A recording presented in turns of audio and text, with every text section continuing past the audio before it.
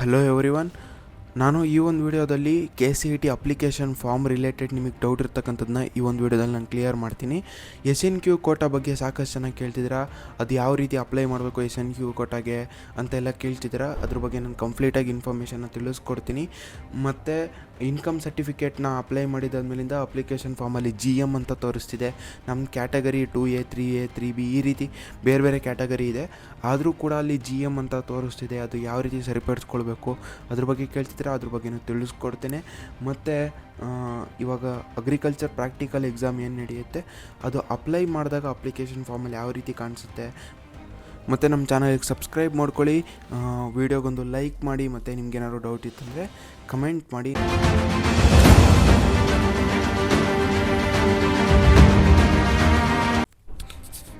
ಮೊದಲನೇದಾಗಿ ಸಾಕಷ್ಟು ಜನ SNQ ಕೋಟಾ ಬಗ್ಗೆ ಕೇಳ್ತಾ ಇದ್ದೀರಾ.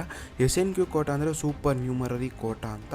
ನೀವಿಲ್ಲಿ ಅಬ್ಸರ್ವ್ ಮಾಡ್ತಿರ್ಬೋದು, ಸೂಪರ್ ನ್ಯೂಮರರಿ ಕೋಟಾ ಅಂತ ಇಲ್ಲಿ ತೋರಿಸ್ತಾ ಇದೆ. ಇದೆಲ್ಲಿರುತ್ತೆ ಅಂದರೆ ಕ್ಯಾಂಡಿಡೇಟ್ ಕ್ಲೈಮು ಡೀಟೇಲ್ಸಲ್ಲಿ, ಅಂದರೆ ಲಾಸ್ಟ್ ಪೇಜಲ್ಲಿ ನಿಮ್ಮ ಅಪ್ಲಿಕೇಶನ್ ಫಾರ್ಮಲ್ಲಿ ಲಾಸ್ಟ್ ಪೇಜಲ್ಲಿ ಇದನ್ನು ನೀವು ನೋಡ್ಬೋದು. ಅಲ್ಲಿ ಕ್ಯಾಂಡಿಡೇಟ್ ಕ್ಲೈಮು ಡೀಟೇಲ್ಸ್ ಅಂತ ಇರುತ್ತೆ. ಅಲ್ಲಿ ಸೂಪರ್ ನ್ಯೂಮರರಿ ಕೋಟಾ ಅಂತ ಇದೆ. ಅಂದರೆ ಇದು ಇನ್ಕಮ್ ಸರ್ಟಿಫಿಕೇಟಲ್ಲಿ ನಿಮ್ದೇನಾದ್ರು annual income less than 8 lakhs ಇತ್ತಂದರೆ ಇದು ಅಪ್ಲೈ ಆಗುತ್ತೆ. ಅದ್ಯಾವ ರೀತಿ ಅಂದರೆ ನೀವು ಇಲ್ಲಿ ನೋಡ್ಬೋದು. ಇವಾಗ SNQ ಅಂಡರಲ್ಲಿ ನೀವೇನಾದ್ರು ಸೀಟನ್ನು ಪಡೆದುಕೊಳ್ಬೇಕು ಅಂತಂದರೆ ಕೌನ್ಸ್ಲಿಂಗ್ ಎಲ್ಲ ಆಗಿ ಇದು ಇಂಜಿನಿಯರಿಂಗ್ ಕೋರ್ಸಿಗೆ ಮಾತ್ರ ಬರುತ್ತೆ. ಇಂಜಿನಿಯರಿಂಗ್ ಕೋರ್ಸನ್ನು ಯಾರು ಪಡ್ಕೊಳ್ಬೇಕು ಅಂತ ಇದ್ದೀರಾ ಅವ್ರಿಗೆ ಮಾತ್ರ ಇದು SNQ ಕೋಟಾ ಅನ್ನೋದು ಬರುತ್ತೆ.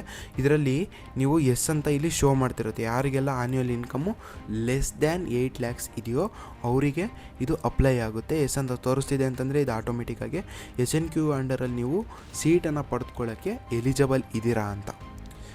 ಓಕೆನಾ? ಅದಾದಮೇಲಿಂದ ಇನ್ನೂ ಸಾಕಷ್ಟು ಜನ ಏನು ಕೇಳ್ತಿದ್ದಾರೆ ಅಂದರೆ ಕ್ಯಾಟಗರಿ ಏನಿದೆ ಅದು 2A 2B 3A 3B ಈ ರೀತಿ ಇದೆ. ಆದರೂ ಕೂಡ ಅಲ್ಲಿ GM ಅಂತ ತೋರಿಸ್ತಿದೆ ಅಪ್ಲಿಕೇಶನ್ ಫಾರ್ಮಲ್ಲಿ ಅಂತ. ಅದು ಯಾವ ರೀತಿ ನೀವು ಸರಿಪಡಿಸ್ಕೊಳ್ಳೋದು ಅಂತ ನಾನು ಆಲ್ರೆಡಿ ಇವಾಗ ನಿಮಗೆ ಹಿಂದಿನ ವೀಡಿಯೋದಲ್ಲಿ ತಿಳಿಸ್ಕೊಟ್ಟಿದ್ದೀನಿ. ಅದನ್ನ ಯಾರು ನೋಡಿಲ್ಲ, ನೀವು ವೀಡಿಯೋ ಡಿಸ್ಕ್ರಿಪ್ಷನ್ ಬಾಕ್ಸಲ್ಲಿ ಕೊಟ್ಟಿರ್ತೀನಿ, ಅಲ್ಲಿ ನೀವು ಹೋಗ್ಬಿಟ್ಟು ವೀಡಿಯೋನ ವಾಚ್ ಮಾಡ್ಬೋದು. ಮತ್ತು ಇಲ್ಲಿ ಕನ್ನಡ ಮೀಡಿಯಮು ಮತ್ತು ರೂರಲ್ಲು ಇಲ್ಲೆಲ್ಲ ನಾಟ್ ಕ್ಲೈಮ್ಡ್ ಅಂತ ಬಂದಿದೆ. ಯಾಕಪ್ಪ ಅಂದರೆ ಅವ್ರದ್ದು ಯಾವುದೇ ರೀತಿ ಕ್ಲೈಮ್ ಮಾಡಿರಲಿಲ್ಲ, ಅವರು ಕ್ಲೈಮಲ್ಲೂ 0 ತೋರಿಸ್ತಿದೆ. ಅದಕ್ಕೋಸ್ಕರ ಇಲ್ಲಿ ನಾಟ್ ಕ್ಲೈಮ್ಡ್ ಅಂತ ಶೋ ಮಾಡ್ತಿದೆ. ಓಕೆ, ನೀವೇನಾದ್ರು ಇಲ್ಲೇನಾದ್ರು ಕ್ಲೈಮ್ ಮಾಡಿದ್ದೀರಾ ಅಂತಂದರೆ ಇಲ್ಲಿ ಕ್ಲೈಮ್ಡ್ ಆ್ಯಂಡ್ ವೆರಿಫೈಡ್ ಅಂತ ಬಂದಿರಬೇಕು. ಅಕಸ್ಮಾತ್ ವೆರಿಫೈಡ್ ಅಂತ ಬಂದಿರಲಿಲ್ಲ ಅಂತಂದರೆ ನೀವು ಕಾಲೇಜಿಗೆ ಹೋಗ್ಬಿಟ್ಟು ವೆರಿಫೈ ಮಾಡಿಸಿದಾದ್ಮೇಲಿಂದ ನೀವು ಅಪ್ಲಿಕೇಶನ್ ಫಾರ್ಮನ್ನು ಡೌನ್ಲೋಡ್ ಮಾಡ್ಕೊಳ್ಳಿ. ಆವಾಗ ಇಲ್ಲಿ ಕ್ಲೈಮ್ಡ್ ಆ್ಯಂಡ್ ವೆರಿಫೈಡ್ ಅಂತ ಬಂದಿರುತ್ತೆ. ಮತ್ತು ಸಾಕಷ್ಟು ಜನ ಅಗ್ರಿಕಲ್ಚರ್ ಪ್ರಾಕ್ಟಿಕಲ್ ಎಕ್ಸಾಮ್ ರಿಲೇಟೆಡ್ ಕೇಳ್ತಿದ್ದೀರಾ. ನೀವು ಅಪ್ಲಿಕೇಶನ್ನ ಫಿಲ್ ಮಾಡಬೇಕಾದ್ರೆ ಅಲ್ಲಿ ಲಾಸ್ಟಲ್ಲಿ ಕೇಳುತ್ತೆ ನೀವು ಅಗ್ರಿಕಲ್ಚರ್ ಪ್ರಾಕ್ಟಿಕಲ್ ಎಕ್ಸಾಮ್ನ ಬರೀತೀರಾ ಅಂತ. ಅಲ್ಲಿ ನೀವು ಹೌದು ಅಂತ ಕೊಟ್ಟಿದ್ದೀರಾ ಅಥವಾ ಎಸ್ ಅಂತ ಕೊಟ್ಟಿದ್ರೆ ನೀವು ಆವಾಗ ಅಲ್ಲಿ ಯಾವ ಎಕ್ಸಾಮ್ ಸೆಂಟರ್ ಅಂತ ಕೇಳುತ್ತೆ. ಆ ಎಕ್ಸಾಮ್ ಸೆಂಟರನ್ನು ಫಿಲ್ ಮಾಡಿದಾದ್ಮೇಲಿಂದ ನೀವು ಅಪ್ಲಿಕೇಶನ್ ಫಾರ್ಮನ್ನು ಡೌನ್ಲೋಡ್ ಮಾಡ್ಕೊತೀರಾ. ಆವಾಗ ನೀವು ಇಲ್ಲಿ ಅಬ್ಸರ್ವ್ ಮಾಡ್ಬೋದು.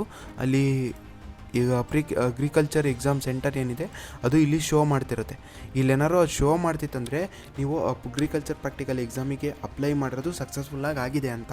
ಅಕಸ್ಮಾತ್ ಆಗಿರಲಿಲ್ಲ ಅಂತಂದರೆ ನೀವು ಮತ್ತೆ ಲಾಗಿನ್ ಆಗಿಬಿಟ್ಟು ನೀವು ಎಡಿಟ್ ಮಾಡಿಬಿಟ್ಟು ಅಗ್ರಿಕಲ್ಚರ್ ಪ್ರಾಕ್ಟಿಕಲ್ ಎಕ್ಸಾಮ್ಗೆ ಎಸ್ ಅಂತ ಕೊಟ್ಟು ನೀವು ಅಲ್ಲಿ ಪ್ರಾಕ್ಟಿಕಲ್ ಎಕ್ಸಾಮ್ ಸೆಂಟರನ್ನು ಚೂಸ್ ಮಾಡ್ಕೊಳ್ಳಿ. ನೀವು ಎಲ್ಲಿ ಬರೀತೀರಾ, ನಿಮ್ಮ ನಿಯರ್ ಯಾವುದಿರುತ್ತೋ ಆ ಒಂದು ಎಕ್ಸಾಮ್ ಸೆಂಟರನ್ನು ಚೂಸ್ ಮಾಡ್ಕೊಳ್ಳಿ.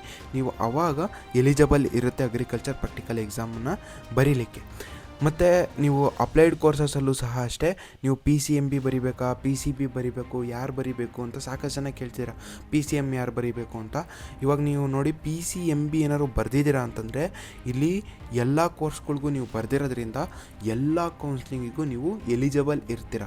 ಅಕಸ್ಮಾತ್ ಏನಾದ್ರು ನೀವು PCB ಮಾಡಿದ್ರಿ ಅಂತಂದರೆ ಇಂಜಿನಿಯರಿಂಗ್ ಕೋರ್ಸ್ ರಿಲೇಟೆಡು ನೀವು ಕೌನ್ಸ್ಲಿಂಗಿಗೆ ಎಲಿಜಿಬಲ್ ಇರಲ್ಲ.